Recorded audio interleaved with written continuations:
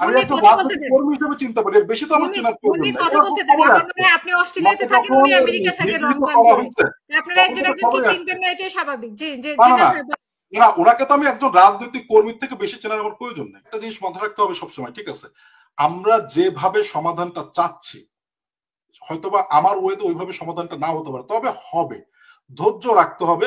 আর পলিটিক্সটা না বুঝছেন টিকে থাকার বিষয়, এখানে কিন্তু কেউ জয়ী হয় না, কেউ হারেও না। সেনাপ্রধানের ছেলে ছিলেন, তিনি বেঁচে আসলেন কিভাবে? আমাদের এটা তাদের উত্তর দিতে হবে।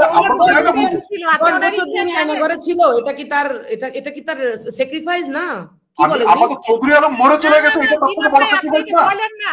আমাদের চৌধুরী আলম লাশ পাওয়া যায় না, এটা কি তার থেকে বড় স্যাক্রিফাইস না? আপনাকে একটা আমার ব্যক্তিগত উদাহরণ দিই। অনেক সময় আমি আমেরিকাতে থাকি, নিউ ইয়র্কে, অনেক সময় এখানে অনেক থিঙ্ক ট্যাঙ্ক থাকে, তো অনেক থিঙ্ক ট্যাঙ্ক আছে, এগুলো ভুই ফোড়ে, একদমই ভুই ফোড়ে। বিভিন্ন ভুই ফোড় থিঙ্ক ট্যাঙ্ক ওই শেখ হাসিনাকে অ্যাওয়ার্ড দিত। আচ্ছা, প্রত্যেকটা দেশে কিছু থাকে, অস্ট্রেলিয়া তো থাকবে, নাম কায়েস্তে কেউ চিনেও না, থিঙ্ক ট্যাঙ্ক নাম করে বসে রয়েছে, ঠিক আছে। তো এরাও অনেক সময় বলে কি, ভাই আপনি তো এই দলের সাথে যুক্ত, একটু কথা দেখেন, আমি কথা বলবো, কারণ I am not the spokesman, এখানে প্রোটোকল মেনটেন করতে হবেই। ওকে, এটা হচ্ছে এক।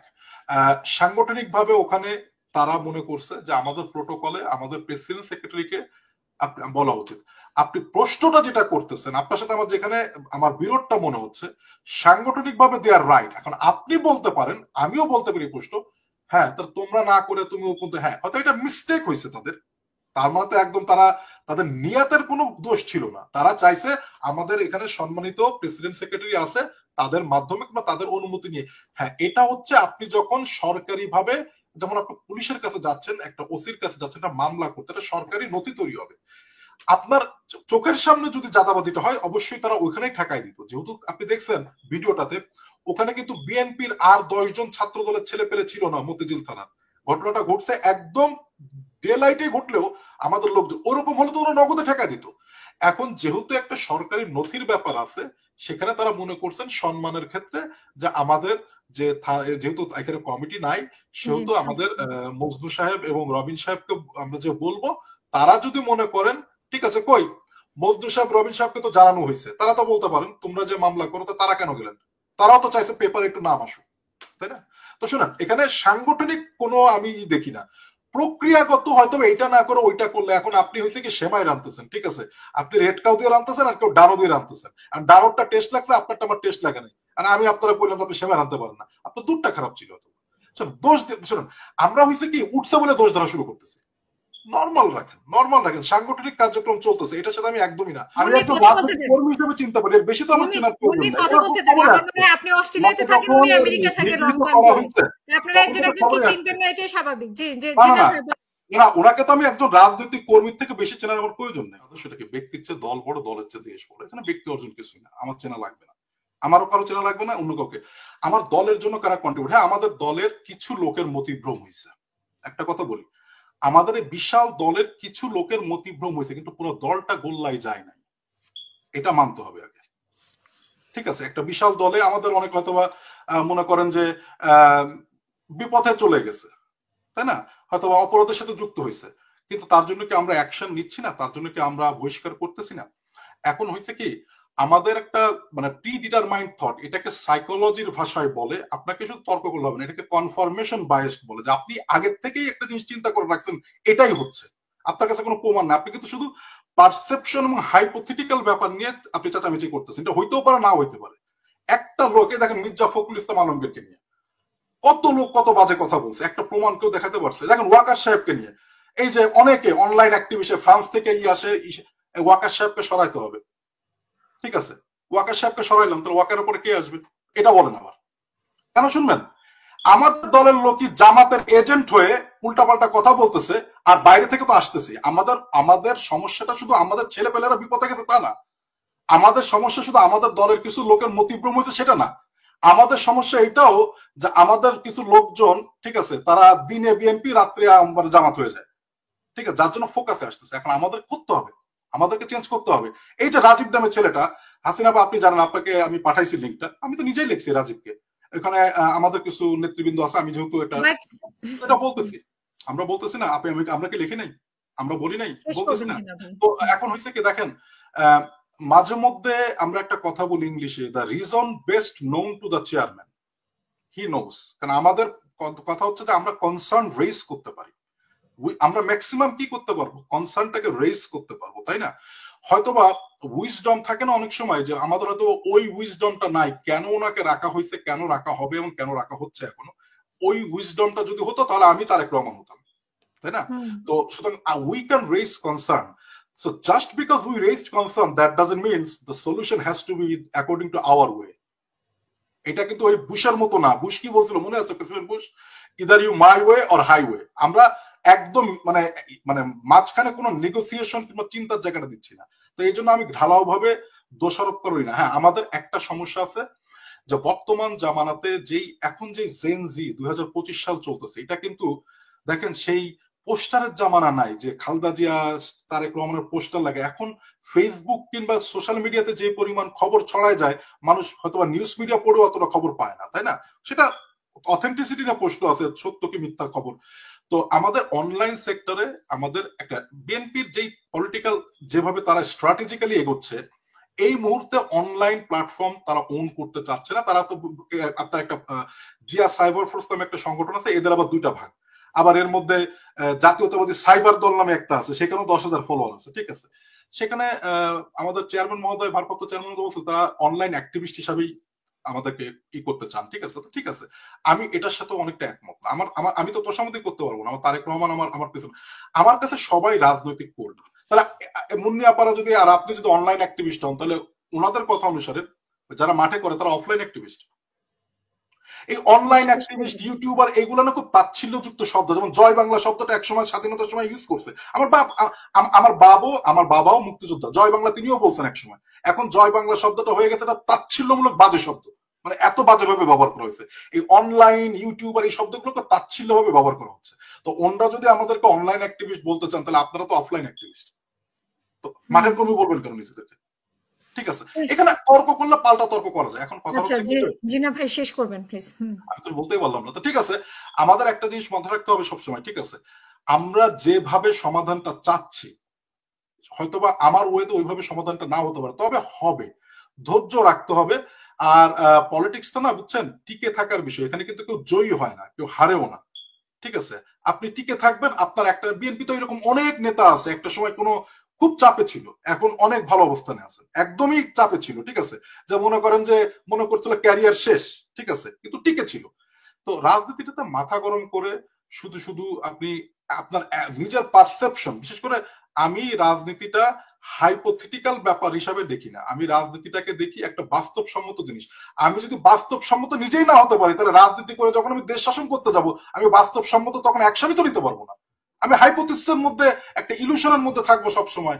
এটা দিয়ে তো রাজনীতি হয় না। এটা দিয়ে হয়তো একটা ফেরি টেল লেখা যায়, গল্প লেখা যায়, ঠাকুরমার ঝুলি লেখা যায়, এর বেশি কিছু না। ধন্যবাদ। ধন্যবাদ। আমরা শেষ করবো। মুন্নি চৌধুরী, আপনার শেষ বক্তব্য। এবং আসলে বিএনপির মধ্যে শুদ্ধি অভিযান হয় না, বিএনপির মধ্যে নিজেদের মধ্যে হচ্ছে একটা জিনিস, আপা সত্য কথা বলতে কি, দেখেন আপনাদের ত্যাগ তিতিক্ষা আছে, এটা অস্বীকার করার কিছু নাই। খুব শুনুন, অভিমান কার উপর থাকে? যার উপর ভালোবাসা থাকে। যদি আপনি বিএনপিকে ভালোই না বাসতেন, ধর গোল্লায় চাকবে বলে চলে যেতেন, অভিমান কার উপর থাকে? যার উপর ভালোবাসা আছে। আপনি তো বিএনপিকে ভালোই না বাসতেন, অভিমান করে লাভ কি? আচ্ছা, তাই না? তো সেখানে আপনি কিছু বলবেন, আমাদের উচিত ওটাকে অ্যাকনলেজ করা। আমি বলতেছি না, আমি তো বললাম আমাদের বিএনপির স্ট্র্যাটেজিক্যাল ইসে এখন অনলাইন ফোরামটা বিএনপির কাছে প্রায়োরিটি না। হ্যাঁ, এই একটা জায়গাতে আমি ওনার সাথে একমত। কেন শুনবেন, বিএনপি ওন করবে না, নেক্সট 2-3 ইয়ার্স ওন করবে না। কেন, এখন পৃথিবীটা চলে যাচ্ছে আস্তে আস্তে অনলাইনের দিকে, বুঝছেন? এখন বিএনপিতে কিছু সিন্ডিকেট, এটা নিয়ে তো আমি নিজেই বলি সিন্ডিকেট হয়তোবা মুন্নিয়াপা যেভাবে বলেন আমি ওইভাবে বলি না, কিন্তু আমি বলি, আমরাও বলি। তো ওই সিন্ডিকেটটা মনে করেন, তারা মনে করে, তারা হয়তো মনে করেন the cow is a domestic animal লিখতে গেলে অনেকে 3টা কলম ভাঙবে। এখন তারা অনলাইনের খেলাটা বুঝে না। তারা মনে করে যদি অনলাইন অ্যাক্টিভিস্টদেরকে রিকগনাইজ করে দেওয়া হয়, তাহলে আমাদের ভাত হয়তো বা চলে যাবে। ওই জেলাসি ফ্যাক্টর যেখানে আছে, ওটার সাথে আমরা অনেকেই একমত। তো অ্যাটলিস্ট আমরা তো একটা প্ল্যাটফর্মে আছি, বাট হয়তো প্রতিবাদের ভাষার ক্ষেত্রে হয়তো একটু আমাদের মধ্যে একটু ডিফারেন্স আছে, অথবা ওই জায়গাটাতে আমরা কোনো সময় একমত হইতে পারবো না, আমি ওনার প্রতিবাদের ভাষার সাথে এক হবো না, উনি হবেন না, বাট আমরা সবাই একই মানে পতাকা হাদিস কোট করলাম, ওরা তো কোরআন আহাদুল জিহাদি ওরা কি জিহাদ করলো, ওদের জিহাদটা কোথায় ছিল? আপনি আমাকে সেটা বলো, ওরা তো ধর্ম বেঁচে খায়, আমি তো খাই না, আপনি আমাকে বলতে কিন্তু আমরা তো ওদের যেটা কথা, আমি তো ওদের কাছে যৌক্তিক কথা আশা করতেছি, আপনি আমার হাদিসটাকে খণ্ডন করেন, আমি হলে সিট পাইছি, একটা হলে সিটের জন্য আপনি আমলিগিরি করছেন। দলের বিতর্ক থাকতে পারে, সেটা অন্য ব্যাপার, কিন্তু 16 বছরে বিএনপি নির্যাতিত হয়েছে, সেই জামাতও নির্যাতিত হয়েছে। জামাত তো নিষিদ্ধ হয়েছে, আমরা জামাত করি না, বিএনপি করি না, কিন্তু আমরা কিন্তু মানে রিয়েলটা তুলে ধরার চেষ্টা করি, যেটা সত্যি। 2016 সাল পর্যন্ত 17 বছর সে নির্যাতিত হয় নাই, আপনি কারেকশনটা আমি আবার বলবো, এটা আপনি বলতে পারেন, প্রথম 6-7 বছর নেতা কর্মী জামাতের না জিনা ভাই, এটা আমি দেখেন আমাদের ইলিয়াস আলী